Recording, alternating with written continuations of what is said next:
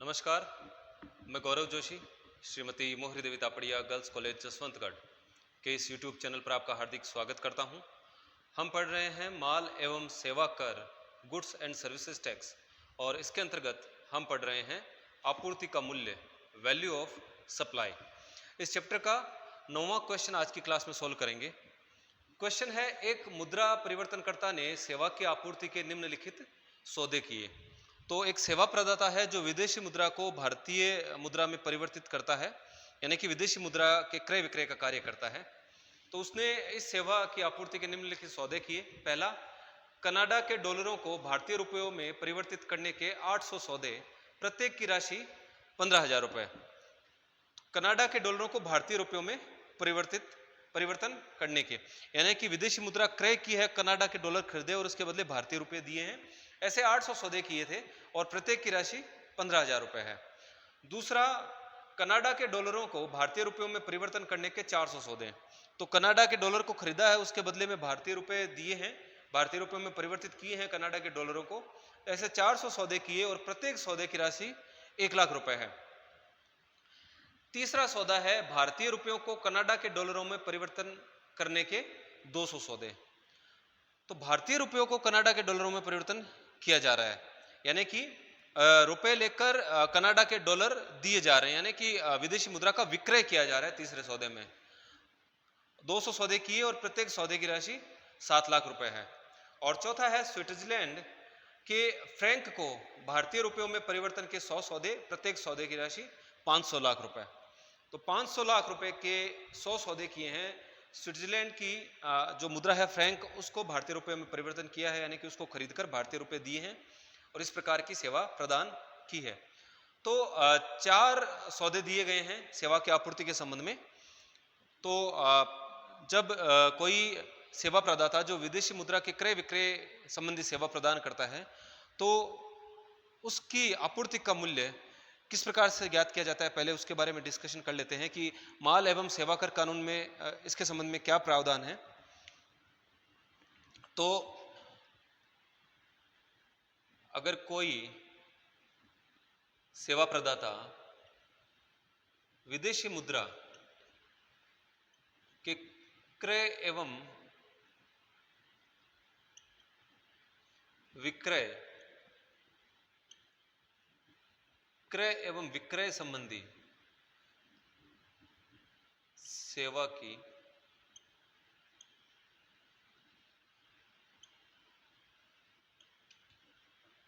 आपूर्ति का मूल्य। तो विदेशी मुद्रा का जो सेवा प्रदाता विदेशी मुद्रा के क्रय और विक्रय का कार्य करता है, ऐसी सेवा प्रदान करता है, तो उस संबंध में आपूर्ति का मूल्य किस प्रकार से ज्ञात किया जाता है। तो जो प्रावधान है वो ये है कि यदि भारतीय रिजर्व बैंक की संदर्भ दर उपलब्ध हो, यानी कि जिस दिन ऐसी सेवा प्रदान की गई है, जिस दिन ऐसा सौदा किया गया है क्रय विक्रय का, उस दिन अगर आरबीआई की, रिजर्व बैंक ऑफ इंडिया की संदर्भ दर उस मुद्रा के संबंध में अगर उपलब्ध हो, तो सेवा का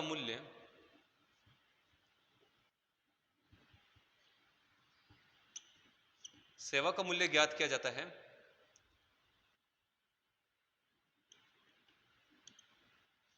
भारतीय रिजर्व बैंक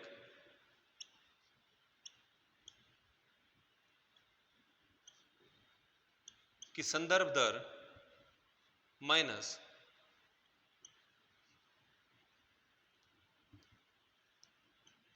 क्रय या विक्रय की दर इनटू विदेशी मुद्रा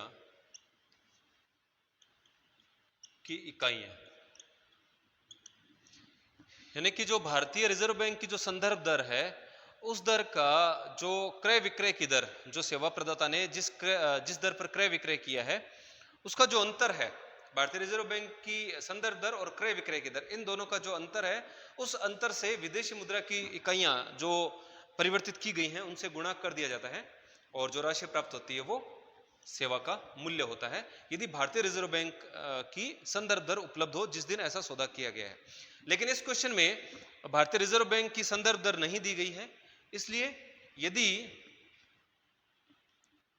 यदि भारतीय रिजर्व बैंक की संदर्भ दर यानी कि रेफरेंस रेट, एक्सचेंज रेट उस मुद्रा के संबंध में, भारतीय रिजर्व बैंक की संदर्भ दर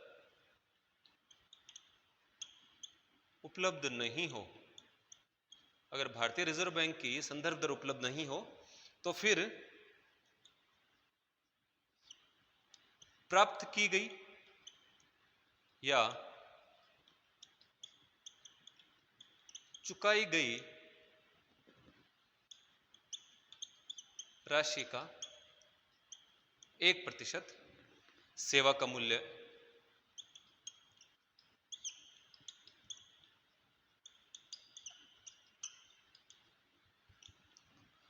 तो अगर भारतीय रिजर्व बैंक की संदर्भ दर उपलब्ध नहीं हो तो जो राशि प्राप्त की है भारतीय रुपयों में या जो राशि भारतीय रुपयों में चुकाई है सेवा के रूप में सेवा प्रदाता द्वारा, उस राशि का 1% सेवा का मूल्य माना जाता है। लेकिन ये जो क्वेश्चन है, इस क्वेश्चन में कहा है कि माल एवं सेवा कर नियम 2017 माल एवं सेवा कर नियम 2017 के नियम 32 उपधारा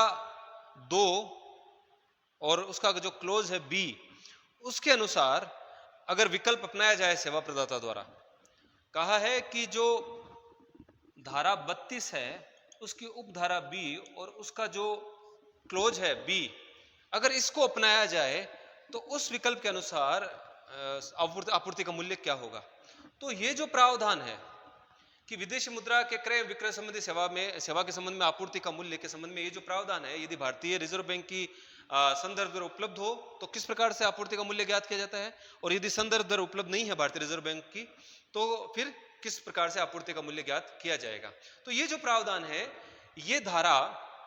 32 उपधारा 2 और उसका जो क्लोज ए है उसके अनुसार है।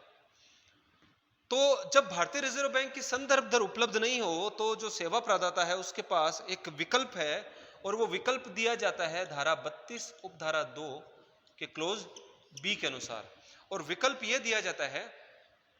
कि यदि भारतीय रिजर्व बैंक की संदर्भ दर उपलब्ध नहीं है तो प्राप्त की गई या चुकाई गई राशि के 1% की जगह जो सेवा प्रदाता है वो कुछ विकल्प अपना सकता है, जिनमें से पहला विकल्प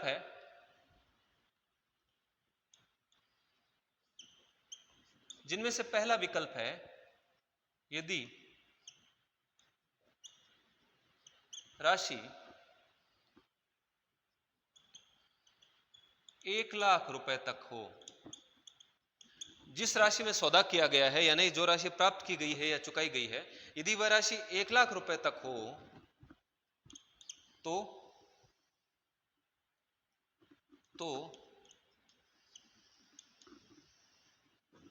यदि राशि 1 लाख रुपए तक हो तो सेवा का मूल्य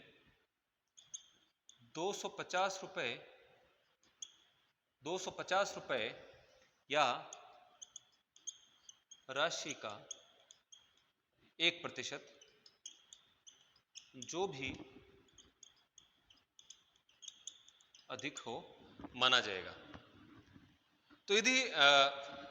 राशि जो चुकाई गई है या प्राप्त की गई राशि है इस प्रकार के सौदों में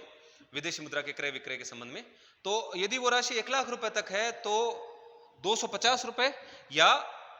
जो अमाउंट जिस अमाउंट में सौदा किया गया है उस अमाउंट का, उस राशि का 1% जो भी अधिक हो वो आपूर्ति का मूल्य माना जाता है, मान सकता है, जो सेवा प्रदाता है वो ऐसा मान सकता है। और दूसरा विकल्प है यदि राशि 1 लाख रुपए से अधिक किंतु 10 लाख रुपए तक हो।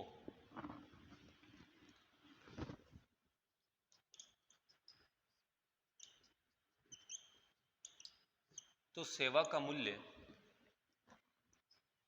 1000 रुपए प्लस 1 लाख रुपए तक तो 1000 रुपए, और फिर 1 लाख रुपए से जितनी भी अधिक हो प्लस 1 लाख रुपए से अधिक राशि पर 0.5%। यदि राशि 1 लाख रुपए से अधिक हो लेकिन 10 लाख रुपए तक हो तो सेवा का मूल्य होगा 1 लाख रुपए 1000 रुपए, वो तो 1 लाख रुपए पर 1000 रुपए प्लस 1 लाख रुपए से अधिक जितनी भी राशि है उसका 0.5% 1000 रुपए में जोड़ दिया जाएगा और वही सेवा का मूल्य माना जाएगा।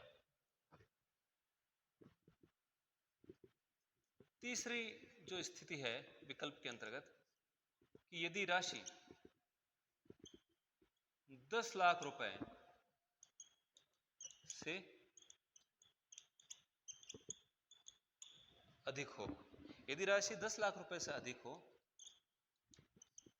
तो सेवा का मूल्य 5,500 रुपए, पहले 10 लाख तक सेवा का मूल्य 5,500 रुपए प्लस 10 लाख रुपए से अधिक राशि का 0.10%। तो 10 लाख रुपए से अगर अधिक हो राशि चुकाई गई या प्राप्त की गई राशि सेवा प्रदाता द्वारा ऐसे सौदों के संबंध में, तो सेवा का मूल्य 5500 रुपए पहले 10 लाख रुपए तक, और 10 लाख रुपए से अधिक जो भी राशि है उसका 0.10% लिया जाएगा सेवा के मूल्य के रूप में। लेकिन अधिकतम सेवा का मूल्य या आपूर्ति का मूल्य, सेवा के मूल्य की अधिकतम सीमा 60,000 रुपए है। और तीसरे विकल्प में जब विकल्प की तीसरी स्थिति में जब सेवा का मूल्य जब राशि जो प्राप्त की गई चुकाई गई राशि ऐसे सौदों के अंतर्गत वो 10 लाख रुपए से अधिक हो तो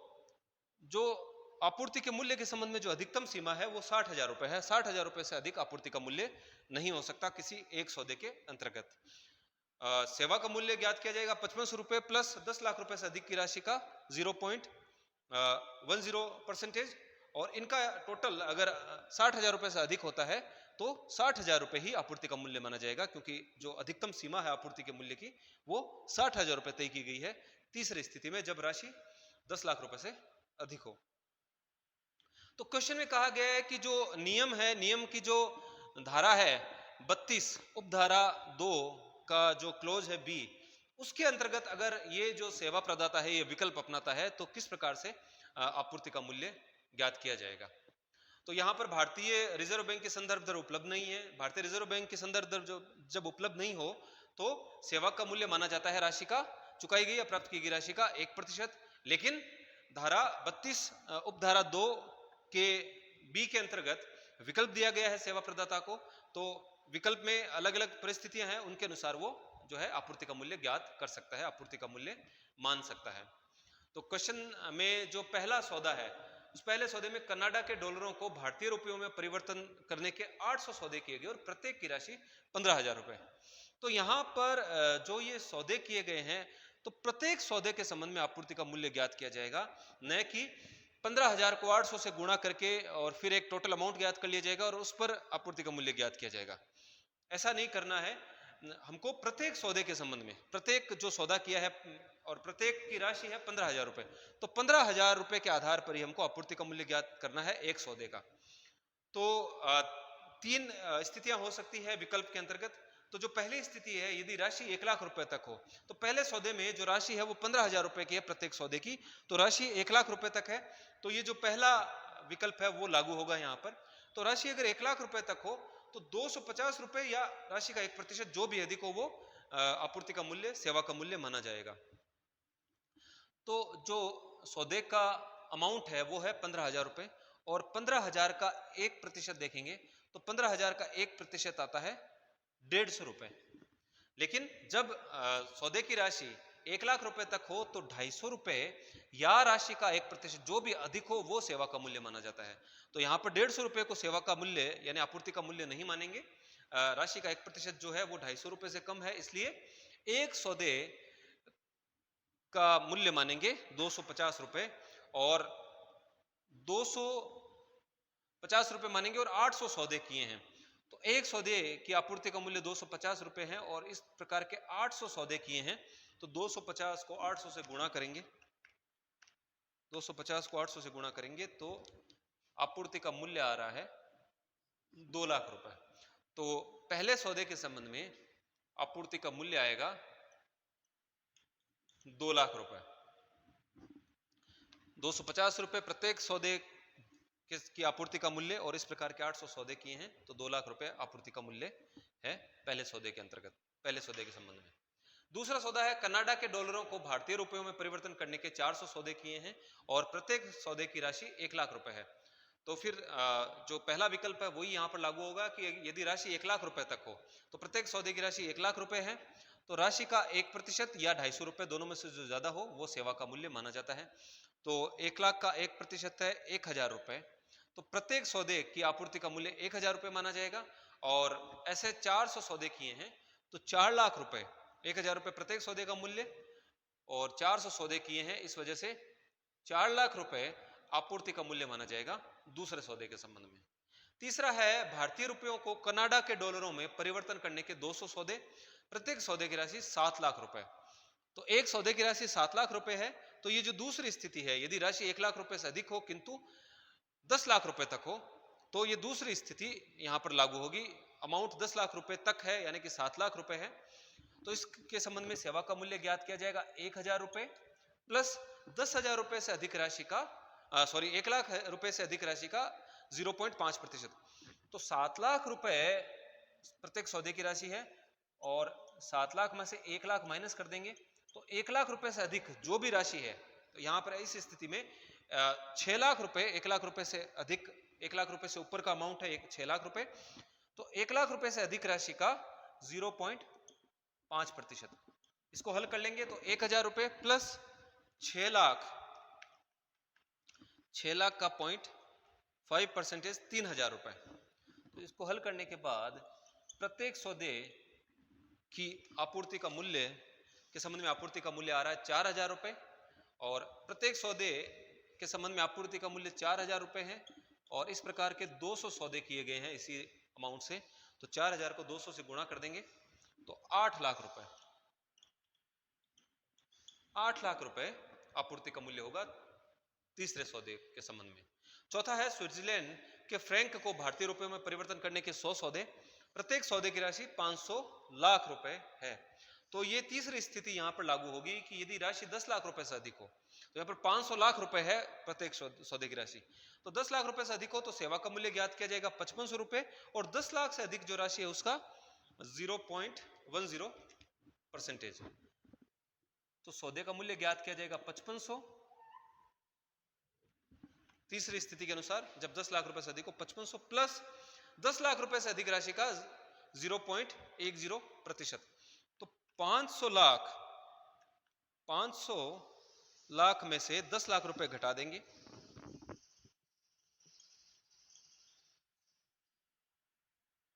500 लाख में से 10 लाख रुपए घटाएंगे, 500 लाख का मतलब हुआ 5 करोड़ रुपए, तो 500 लाख में से या 5 करोड़ में से 10 लाख रुपए घटाएंगे, 10 लाख रुपए घटाने पर आता है 4 करोड़ 90 लाख और 4 करोड़ 90 लाख का 0.10%। आपूर्ति का मूल्य होगा 5500 पहले 10 लाख पर और उसके बाद की जो राशि है 5 करोड़ में से 10 लाख घटाने के बाद 4,90,000 रुपए, 4,90,000 का 0.10% आता है 49,000 रुपए, 4,90,00,000 का 0.10% है 49,000 रुपये। तो 49,000 प्लस 5500 54,500 रुपये प्रत्येक सौदे की आपूर्ति का मूल्य होगा। और तीसरी स्थिति में जब 10 लाख रुपए से अधिक हो राशि चुकाई गई या प्राप्त की गई राशि सौदे में, तो सेवा का मूल्य अधिकतम 60,000 रुपये माना जा सकता है। लेकिन यहाँ पर 54,500 है, इसलिए हम 54,500 को प्रत्येक सौदे के संबंध में आपूर्ति का मूल्य मानेंगे। और 100 सौदे किए हैं इस प्रकार के, तो 54,50,000 रुपये जो है आपूर्ति का मूल्य माना जाएगा